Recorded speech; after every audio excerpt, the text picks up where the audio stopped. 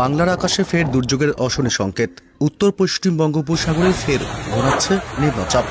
দুর্যোগে এখনও যবনিকা পড়েনি।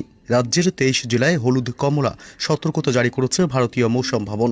আবহাওয়া দপ্তর জানিয়েছে, দক্ষিণবঙ্গের 15 জেলায় বজ্র বিদ্যুৎ সহ ভারী বর্ষণের পূর্বাভাস। হলুদ সতর্কতা জারি করেছে হাওয়া অফিস। 30 থেকে 40 কিলোমিটার বেগে বইবে দমকা ঝোড়ো হাওয়া। উত্তরবঙ্গের 8 জেলায় হলুদ এবং কমলা সতর্কতা জারি করা হয়েছে। আগামী 24 ঘন্টায় বাড়বে ঝড় বৃষ্টির দুর্যোগ। একাধিক জেলাগুলিতে কড়া সতর্কবার্তা।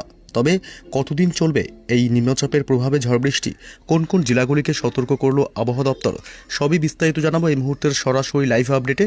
বিস্তারিত জানতে ভিডিওটি অবশ্যই শেষ পর্যন্ত দেখবেন।